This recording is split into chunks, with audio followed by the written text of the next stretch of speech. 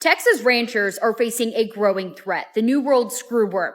This invasive larvae burrows into livestock, causing painful lesions, foul-smelling wounds, and even lethargy.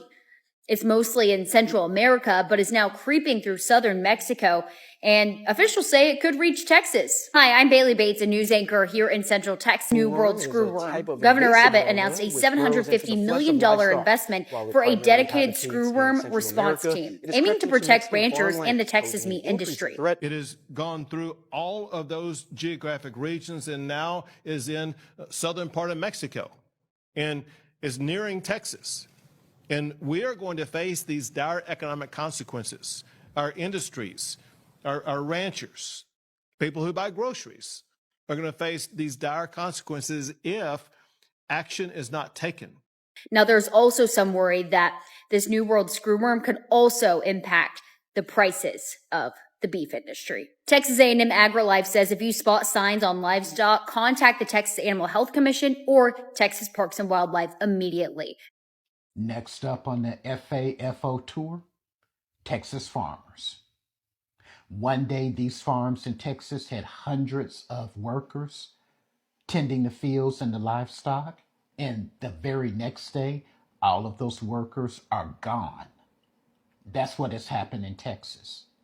And entire fields of crops are being left to rot because there's no one to pick them. Livestock, like dairy cows, that have to be milked twice a day when they're lactating. There's no one to tend to them. These farms are going to go under. And it's not going to just affect Texas farmers. This is going to affect the breadbasket of the nation very soon. Most of these farmers voted for the felon in chief. And now they are reaping what they have sown. Quite literally. Is America great yet? And all of these red-faced, conservative MAGA folk who have complained for years about these illegal immigrants are taking our jobs. It's funny, they're not lining up to go work out in these fields for that low pay out in the hot sun. And what's unspoken is many of these farmers and many of these racists thought that we Black Americans were going to rush out there because they have come to believe their own racist stereotypes and lies about Black people. And they did. They thought we were going to line up to go work in those fields. Ha ha, tricks are for kids. Our ancestors already been there and done that, and they were not paid at all. They were forced to work in fields, whipped and tortured. This is a new day. And so I suggest everyone who has ever complained about illegal immigrants taking our jobs, you get you some 100 SPF sunscreen and you want produce, period, in your grocery stores. And think about this. This is going to have a ripple effect. Think about all the businesses that are vendors and customers of these farms. There's no one to buy fertilizer, farm implements, pesticides. Many restaurants that are farm to table, where they're going to get their meat and their produce. Racism is expensive, and it is going to be the ruin of this nation. It's already playing out. So again, I ask, MAGA, are we great again yet? And when are y'all gonna go out to Texas and all these other areas that need work and start working the fields, since you're a patriotic American? I'm waiting to see when that's going to happen, but I'm not going to hold my breath. After solution, including giving away free hunts to veterans for once-in-a-lifetime experience and food for their families. But TPWD was determined to kill his entire herd and toss them in a landfill. All his live tests for the last couple years have come back negative. TPWD claims to have a positive test from February 2023, but the last one the rancher has seen was in 2021. This is a high-fence, controlled deer population that is tested at a much higher rate than the wild, free-ranging deer of Texas. So where is the threat of CWD spread? to his own high fence herd? It's ridiculous. As I said, the rancher has been fighting this destructive action for over 2 years. If CWD were really as dangerous and deadly as TPWD claims, wouldn't his herd of 500 deer be dead by now? This has nothing to do with stopping the spread of CWD or learning more about the disease and how to stop it for TPWD. Otherwise, why not use this herd as a research herd rather than just destroying it? Oh, did I mention that TPWD closed their own CWD research facility when they weren't getting the results that they were expecting? This is nothing more than a money grab by TPWD, and I imagine many other DNR departments around the nation. Morning, y'all. I woke up in a bad mood, saw this, and thought, honey, you're the epitome of privileged. You are literally trying to co-op being a rancher in a rural area of Texas. You are obviously not who I was considering in my video. Obvi. But you had to co-op it, didn't ya? Yes, you did, because that's what most white tea women from Katy would do.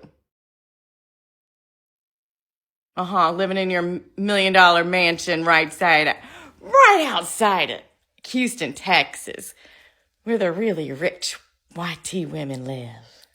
Yeah. You can drive 15 minutes to a supermarket. And if I'm not mistaken, I'm pretty sure you have a Gucci outlet too. Bet you that ain't rural. I think you need to take a privilege and take a look at it. Okay? Okay, bye. So since we're talking about government payments and agriculture payments have gotten brought up, I would like to bring up the bullshit that's been going on that none of you know about, but that directly affects your food supply. This really is like a 10-minute video, but I'm giving you the cliff notes. Bottom line, farmers and ranchers do not have anything to do with setting the price of their product, but yet they still have to pay all the expenses to make that product, whether or not they even have a product at the end of the year. Okay, so remember that. 2, we have this thing called the Farm Bill that passes in Congress, where all the farm subsidies are put. What you don't know is put in the Farm Bill is food stamps. Now, you may be thinking, well, food stamps probably doesn't make up that much of the Farm Bill. Wrong. Food stamps makes up 3/4 of the amount of money put into the Farm Bill. Food stamp money that is put in the Farm Bill is loaded, it's cash loaded directly onto EBT cards and debit cards for people who can't afford food. That is cash money going to individuals in this nation. The last farm bill that I looked at that we had, which is I'm pretty sure the most recent one, it was $428 billion total. $328 billion of a $428 billion budget went directly to individuals in America for food stamps. Did not go to the farmers, did not go to the ranchers. There is no kickback system. There is no nothing. That is cash out the door to people all over. The remainder figure is what actually went into farm subsidies. In all reality, that is a very low number. Now, if you do away with farm subsidies, you need to be ready for volatility in the food prices, but more concerning, you need to be ready for the long-term effects of what losing independent families on the land will do. What it will here, and let me tell you, if you lose tens of thousands of farmers and ranchers, that is millions of acres that will go up for sale, which will then be bought by billionaires right now, because most, I guess, upper echelon farmers and ranchers, they're still not even going to be able to buy that amount of land. Most of that will go to billionaires who are looking for cash to hide or to invest. Then they will control the food production.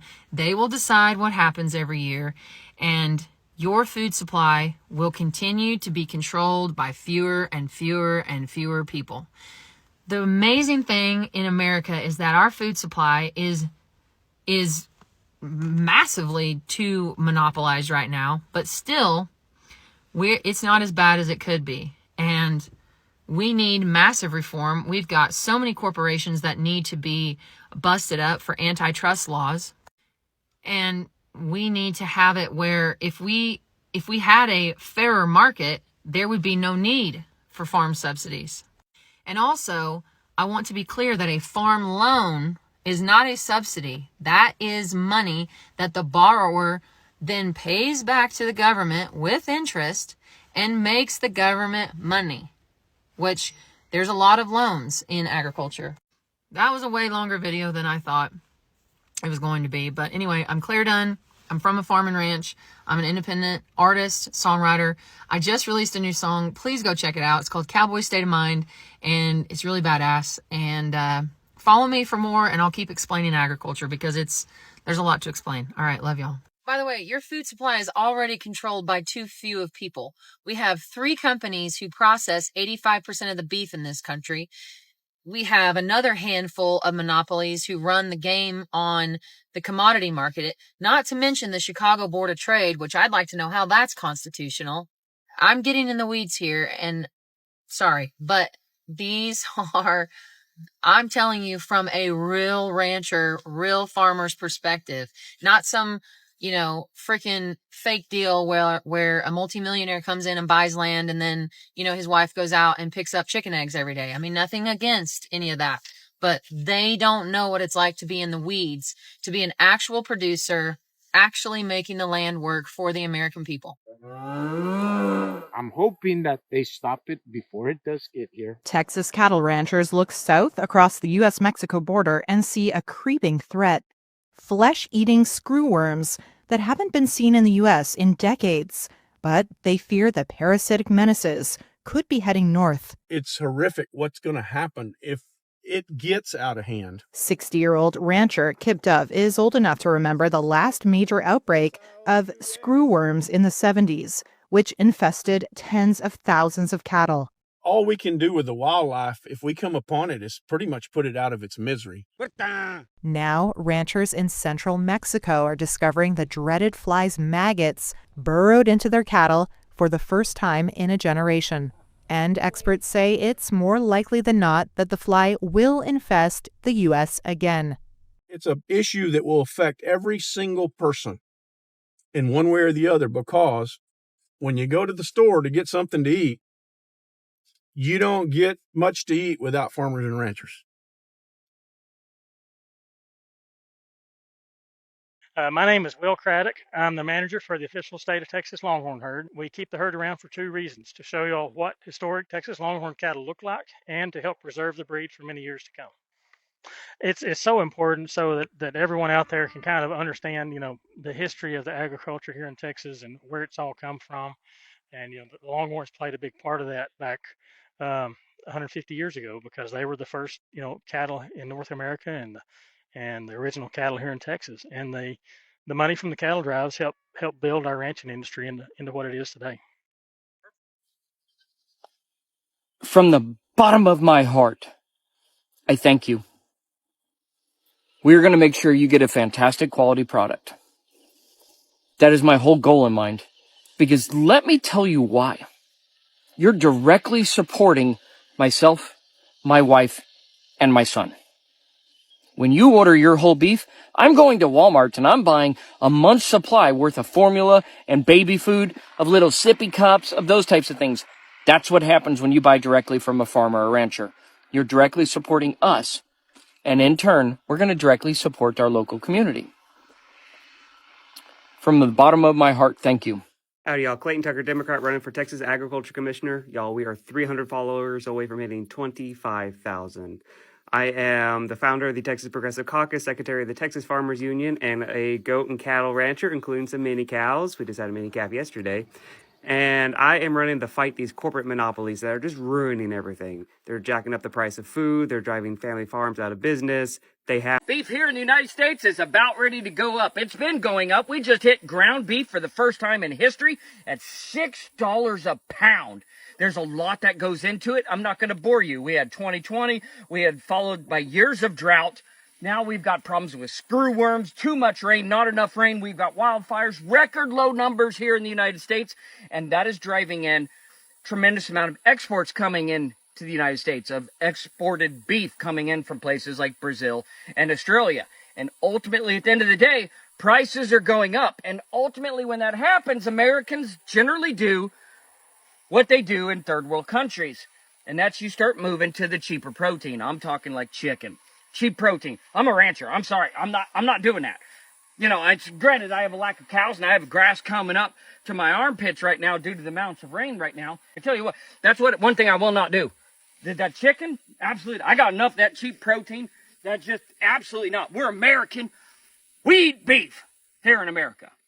I don't care. Eat your beef. You may pay $6 a pound for that ground beef. That steak may be $35, but I tell you what, it's worth it to eat the beef. It has everything your body needs to survive just in beef, just in a burger and a steak. Burger, steak, and a glass of water. Ooh, you're setting up yourself good. Yeah, not chicken.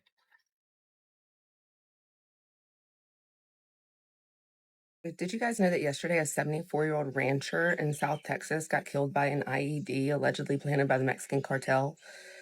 Because that happened. And Texans are urging farmers and ranchers that have worked near the border to use extreme caution. God bless America. Put off making this video for way too long, so here it is. My name is Madeline. I'm married to Wade. He is a third-generation cattle rancher here in East Texas, and this is our full-time everything. We don't have a city job. This is what we do all day, every day. I mostly spend my days taking care of our feral toddler, and he spends his days taking care of all the cattle on the ranch. So if that's interesting to you, give us a follow. If you want like aesthetic, cute, pretty ranch videos, yeah, this is not the place for you, okay? I don't have my shit together like ever, so you're not gonna get that here. But if you like craziness and chaotic and real life and like crap breaks every day, then yeah, you're gonna love it here, so welcome. This very well may be the worst flood Hunt has ever seen. The devastation is unbelievable. How these kids survived in any of these camps along the river is nothing short of a miracle. But I did. I grew up at this store. I've like I said, I've danced here. I've been here, sat by the fireplace in a rocking chair and drank a beer. The devastation, there are just no words. Hey, President Trump, it's time to stand down. It's time to make another phone call to Greg Abbott. This time, instead of calling him and telling him you're, quote unquote, entitled to 5 congressional seats, it's time to tell him to stand down. It's time to recognize that democracy is at risk. It's time to, dare I say, do the right thing. It's pretty bold for Gavin Newsom to tell Donald Trump to do the right thing. Actually, see how that feels for you, doing the right thing. If you don't, California will neutralize anything you do in the state of Texas. California will continue to punch above its weight. We believe in democracy. We believe in the enduring values of our founding fathers. 249 years. We're not going to sit back passively. We're not going to sit back and watch you light democracy on fire. We will fight fire with fire. Hey, what about your wife and her company that was taking millions of dollars from fire victims and putting it into her own pocket? Oh, we just found out we're not going to be able to get any irrigation water, which shuts us down as ranchers. We're just kind of looking at just having to go out of business, because that's what we do here is raise cattle. And if we don't have any water, that's going to be taken away from us. Well, will go dry. What do you do here? What do you do with dry land that you can't grow anything on? We're all going to have to go out of business. Or what about just the fact that your whole state is going to shit? Or what about cutting off the water to farmers in California that grow our produce? It sounds like Gavin Newsom is yet again focused on everything that he shouldn't be focused on. Gavin needs to be recalled yesterday. Turn off my water today. Can't pay any of my bills because can't grow any crops. Leave my water on, defy the water board. They sue me, take my farm. So either way it goes, I'm going to lose my farm. For what? What gain does the state get for stealing my water? What gain do I get? Nothing. I'll lose my farm. Can't pay my bills. They're not getting no fish bag. So when you going to wake up, California? Okay, guys, one of the most asked questions we got was, where are you? And we are in deep East Texas, specifically Shelbyville, Texas. So out in the middle of nowhere, that's where we're at. Yep, close to Center, Texas. If you know where Center, Texas is, about 30 minutes, 45 minutes from Nacogdoches, Texas. But look us up on the map if you really want to know where it's at.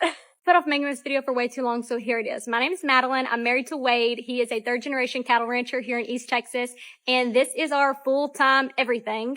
We don't have a city job. This is what we do all day, every day. I mostly spend my days taking care of our feral toddler, and he spends his days taking care of all the cattle on the ranch. So if that's interesting to you, give us a follow. If you want like aesthetic, cute, pretty ranch videos, yeah, this is not the place for you, okay? I don't have my shit together like ever, so you're not gonna get that here. But if you like craziness and chaotic and real life and like crap breaks every day, then yeah, you're gonna love it here, so welcome. Lone Star Calf Ranch, located just outside of Hereford, Texas. We run beef on dairy feeder cattle is our primary course of business. Full capacity of this yard would be somewhere between 125 and 150,000 head. So we market cattle year-round out of here, procure cattle year-round. We've been with live ag from the beginning. It's not where you sell them at, it's who you sell them with. And the core people that they have, the people that show up and deliver the cattle, it's just been great to work with. And not only from our part, but it's just as important the relationship they have with the feed yards that are buying these cattle. If you're not selling cattle through the auction method in a market like this, there's no way to tell what you're missing out on. You can't keep up with it if you're just trying to trade stuff privately. So if you want true price discovery, it's the only way to market cattle, especially of any kind of numbers that you're doing consistently. And we have another one. Oh, but for real, on a serious note, a wealthy tycoon, real estate tycoon from Dallas, Texas, who is known for, I guess, the business from what a brief overview from what I saw is that they're sell ranches, you know, kind of real estate and business. The managing partner, my cats, but the managing partner, Asher Watkins, I think his name, he went to South Africa and decided to go hunting for a Cape buffalo.